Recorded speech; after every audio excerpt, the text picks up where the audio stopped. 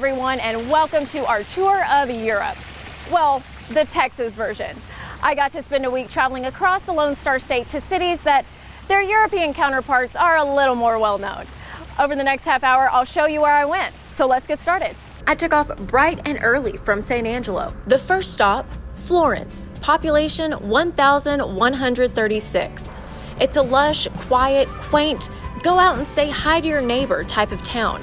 A great place to stop is their Veterans Memorial. It was established in 1991 and honors local veterans who died while serving, dating back to the Spanish-American and Civil War. There are also some new businesses opening soon and a winery in the area. The second stop on this tour was New Sweden. This quote-unquote unincorporated community is home to what some call the most photographed church in Texas. And when you see it, it's no surprise why it's earned that title. Reverend J.O. Kavalin and Swedish immigrants built their first church in 1879, a few years after the congregation arrived to the area. That first church was built where the cemetery is now. Rich in history itself, it has markers dating back to 1876.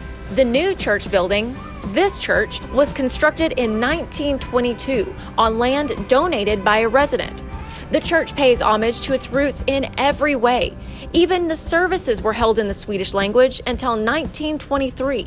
It's a beautiful sight, and it's surrounded by lots and lots and lots of corn. You'll see this crop on both sides of the road all the way to the third stop, Holland. It's known as the Friendly Community and is home to the Holland Corn Festival. The annual festival celebrates the yellow crop that leads to green for this community. Now it's time to head to Russia. The more well-known Russia actually spans both Europe and Asia. Moscow, Russia is on the European side. It's one of the largest cities in the world. Moscow, Texas, however, is quite the opposite. However, William P. Hobby, a famous businessman, politician, newspaper editor and publisher, and member of the first Board of Regents for Texas Tech, was born here. He's well known for many accomplishments throughout his political career, including the Lone Star State's involvement in World War I and the progression of the women's suffrage movement. After the break, we're headed to Nederland, a place with both Cajun and Dutch influence. This city near Beaumont is updating and restoring many buildings, including several in their downtown square. There's also a Veterans Memorial here, along with an annual festival to celebrate the city's heritage. That and more is coming up, so stay with us. We'll be right back.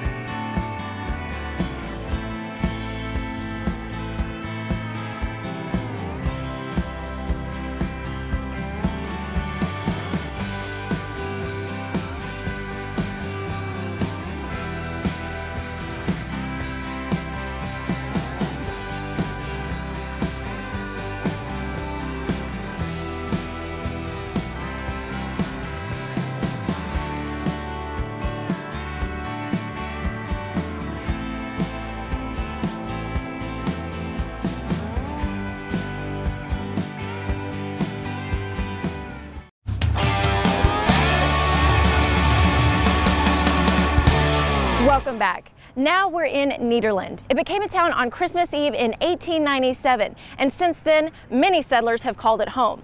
It's known for its Dutch heritage, and the locals still work hard today to share those stories. They were the first to settle Nederland, and then the Cajuns were the next largest group, and then everybody from there on. Helen Tunnel is one of the volunteers who greets visitors and shows them around the Windmill Museum and the House of Acadia, or the Cajun House. Though she wasn't born in Nederland, she's been at it for several years now and knows the history of the city. Arthur Stillwell, who Port Arthur is named for, came with the railroad company. And then he brought people over from the Netherlands, and they built an orange house here. And it was like a big hotel that housed people and furnished meals and all. And then they just, slowly came on over. But as Helen puts it, Stilwell may have oversold the area. Immigrants from the Netherlands were promised more of a Florida-type setting, and when they got here, it wasn't quite what they imagined. Some travelers even went back overseas, but many stayed. In fact, fast forward to present day, many descendants of the original settlers still live in Nederland, and many visitors make this city a top stop. We have a lot of people come from the Netherlands, and they always tell us something. Helen says she's always eager to meet them and learn something new. Just meeting the people and getting to know more about them, things that we don't even read in the books or the encyclopedias or something, but about their way of life. That's what I enjoy, and enjoy the people. However, some things she knows from experience. We weren't Cajun, but we lived among the Cajun people, and one of the neighbors was like my grandparents. So it's no wonder why the Cajun house is her favorite. Some of the things in the Cajun houses, like there's a little coffee pot, just like I still have on my dad's in my house. The items bring back fond memories of her childhood and some tunes that left a lasting impression. I love the Cajun music.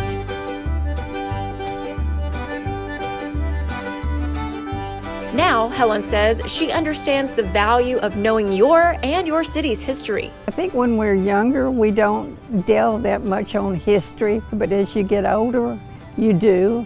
And it's interesting to know where you're from and what the people were like, and hear more about how they lived. Back in the Windmill Museum, there are several great Nederland natives who are featured, like the 1952 Olympic gold medalist Buddy Davis. And while he wasn't born in Nederland, the late country music star Tex Ritter made it his home as quickly as he could. His son, the late John Ritter from Three's Company, is also featured. But there's a lot more to explore. Visitors can see how Dutch wooden shoes are made step by step, and even buy a pair to take home with them. There are plenty of artifacts to view and souvenirs to purchase to help you remember your visit. Well, now it's off to Geneva, an outdoor lover's paradise. Geneva, Texas may just be a tiny dot on the Lone Star State's map, but there is so much history packed into this small space. As I drove through the quiet country roads surrounded by the piney woods landscape, I saw dozens of historical markers located in cemeteries, in front of buildings, and along the roadside. This historical marker offers information about the oldest known continuously occupied site in East Texas. Just about 2.5 miles from the historical marker in Geneva lies another hidden gem. And here's the cool thing, you can actually walk the same trails as some of the early settlers on El Camino Real de los Tejas. These paths were utilized between 1680 and 1845 and are now referred to as Lobanil swales. A swale, by definition, is a low and hollow place that's often marshy. While this site isn't highly publicized and is on private land, it is an official National Historic Trail, and more information can be found on the National Park Service's website. Speaking of national parks, you've got plenty of opportunities for outdoor activities in this area as well. The Sabine National Forest is just another few miles away from Geneva.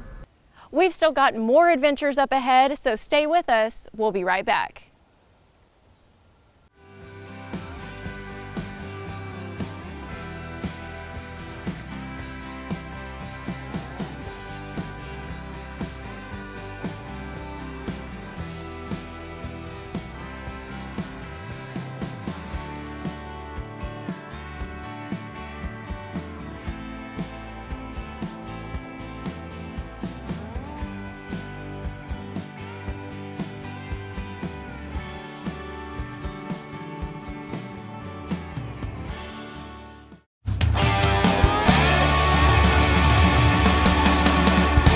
Welcome back. Let's continue our tour through Naples. This small town was actually originally called Belden. Like many other cities around it, it was founded when the railroad made its way through the area. Through the late 1800s and early 1900s, Naples saw some ups and downs in its population and economy, but it remained strong. And now you can find several unique restaurants and a winery here. Now we're in Paris, where there's a history lesson around every corner. It was March 21st, 1916. The day was just like any other day. It was very dry. It had not rained in weeks. and also the wind was picking up. There was a spark from a train that ignited the grass, and then the fire happened and went so quickly. They went down there and tried to stop it, and it moved on up here, and all these buildings that you see around the plaza now were destroyed. Though this fire that lasted for hours on end and killed 3 was devastating, what happened after the fire is a testament to this city's resilience. The person who was in charge of the chamber at that time came out the next morning with a sign about that big that said, "Smile, we're going to come back." And we did. Little did they know at the time, the rebuilding process would draw in all kinds of recognition and visitors to Paris decades, even a century later. Their cash crop, cotton, would also play a role in the city's restoration. So the architecture is quite unique, and we're on the National Register of towns with the most buildings built in a time period. There's one feature in the middle of the downtown square that demands attention. This fountain was a gift from businessman J.J. Culbertson, who was living in high cotton, as the expression goes. Culbertson and his wife loved to travel and fell in love with the extras they saw in Europe, like fountains. So he decided to give this Italian marble fountain that took 3 years to construct to the city to commemorate its rebirth. So that has been really something that people came to see, because you don't see many places in Texas. That's where the courthouse is. And speaking of commemorations, in 2016, Paris had a ceremony to mark the 100-year anniversary of the fire. During that fire, a woman gave birth but was separated from her child during the chaos. Both she and the baby were given medical treatment at different locations and later reunited. On that day in 2016, there was an extra special visitor in attendance. The granddaughter of that baby came to that. The thriving downtown square is just one of the many places to go in Paris. A lot of them want to see the Eiffel Tower. That's a big deal. The Eiffel Tower was originally made of wood, but this Texas wind knocked it right down. That's when a locally owned business stepped up. The metal, the welding, the installation, all done by volunteers and free of charge. Then someone said, "You know, I really like that Eiffel Tower, but it really needs a hat on it." And so the hat was put on top. You guessed it, built by another volunteer. It's even got a feather made out of brass. That feather was built by a local veterinarian. The tower, now complete, attracts visitors from all over the world. And yes, that includes Paris, France. Right beside the tower is a Veterans Memorial that is boasted to be one of the best in the world. Visitors have told citizens time and time again that this memorial is the best they've ever seen. This memorial honors veterans who paid the ultimate sacrifice, those who fought and were able to come back home, and military members who are currently serving. In their words, this memorial was created to honor all. Up next, we're headed to Athens, so don't go anywhere. We'll be right back. Of course, we've got to talk about food. If you need to take a coffee or lunch break, head to Paris Bakery. This restaurant is located just off the downtown square. They bake their bread and other pastries daily, and when they're gone, so make sure to get there early. They serve locally roasted coffee and espresso and have live music on weekends. Saturday is also pizza night.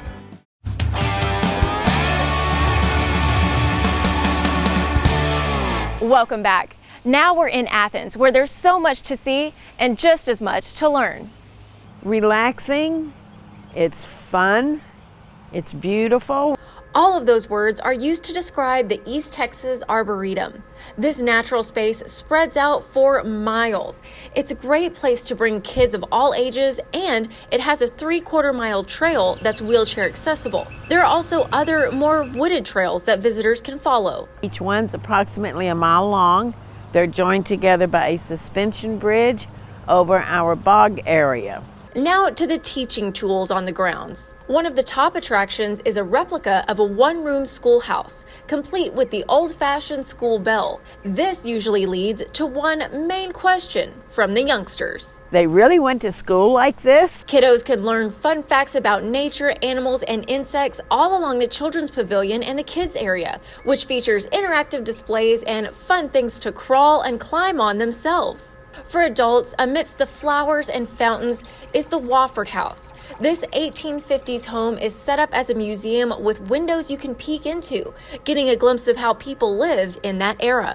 But the main thing that draws in hundreds of visitors a year is just nature. We have kept it as natural as possible. When it comes to what the volunteers who run this nonprofit and these grounds want people to feel when they come here is simple. Freedom. I mean, it's nature. It's flowers. It's trees. It's real grass. I mean, it's real nature out here. And I just don't know how to explain it any better than that. Just a few miles down the road is a place where you can reel in more knowledge about, you guessed it, fish. There's so much to learn about them. The Texas Freshwater Fisheries Center is one of 5 freshwater hatcheries that we have here in Texas, run by the Texas Parks and Wildlife Department. But we are unique in that we also have a visitor center with aquarium, and we also have casting ponds where you can actually come and fish, and we have a wetland trail and aquariums inside for you to explore along with our working hatchery. And so if you come anytime during the week, you can catch a dive show where there's a diver in the water teaching about some of our freshwater fish species on top of what they like to eat, and you can watch the diver feed some of these freshwater fish. You can come out on our tram and go around our outdoor hatchery ponds and learn more about how our hatchery process actually works and the different fish species we work with throughout the year. Fish will surprise you. We have tons of freshwater here in Texas, so we have lots of different types of fish and lots of different types of water.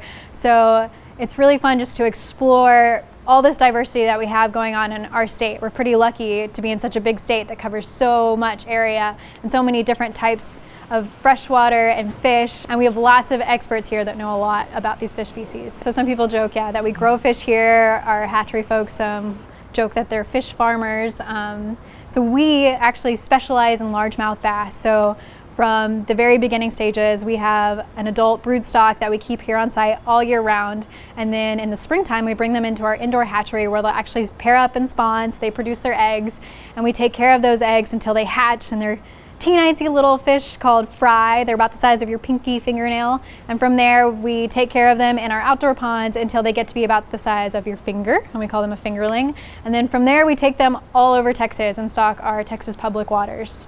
We work really hard to make sure that we have enough fish for everybody in Texas to go out and go fishing, because we have such demand on all of our limited water resources that we do have. In order to keep up with that fishing demand, even especially after the last year, we saw a huge increase in fishing license sales because people were getting outside. They were going out, to clean air. It was someplace they finally felt comfortable they could be. It was to get out away from people and away from your house that you were stuck inside, and go outside, enjoy clean fresh air, enjoy nature, and just relax and go fishing and be thankful that we have these resources. And the other thing that we have really big here is the Texas Share-Lunker program. So we are home of the Texas Share-Lunker program, which is all about making bigger, better bass in Texas. So it's a project that we partner with our anglers of Texas. So if you're out fishing and you catch a bass that's over 8 pounds and 24 inches year round, you can call us and give us some information, and that'll help us know where these fish are at. And then if you happen to catch one of these fish that's over 13 pounds during the spawning season, we will actually come pick up that fish, take care of it, we'll bring it back here, and we'll spawn it, so that way we can track these offspring and spread these bigger, better bass all over Texas. And then the angler actually has the ability to return that big bass back to where they caught it. So it's back in that lake where it came from. Its offspring are all over Texas, and then they actually get a replica of the fish they caught, so they can remember that huge moment. So it's a really neat program we have here, and it's all about partnering with you guys, the public, and our anglers. We just want people to feel connected to our freshwater that we have here in Texas and all these amazing resources that we're so lucky to have. And we want to make sure that We protect them and we have them for years to come so that future generations can enjoy them like we get to. From Athens, it was time to make our way back to West Texas. And on the way, you can go through Italy. It's known as the biggest little town in Texas. You can see lots of activity on the main street, and if you feel like it, stop at one of the many cute businesses that are all lined up right beside each other.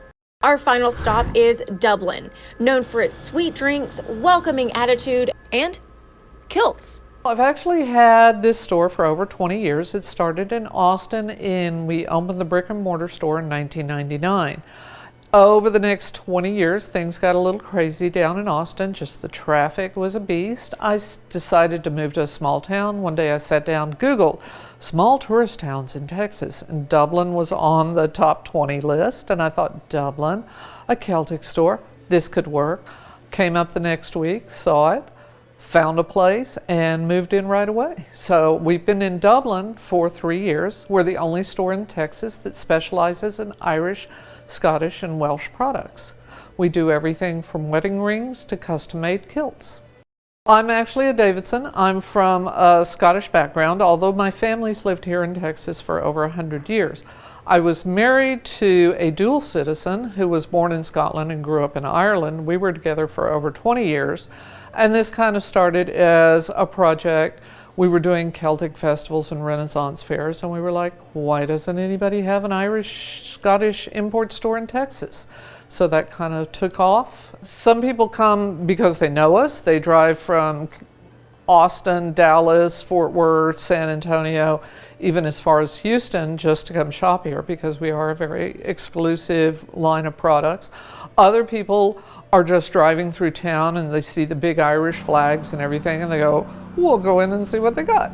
And I'm always really, really pleased when we get somebody who's actually from Ireland or actually from Scotland who walks in and goes, oh, this is all right.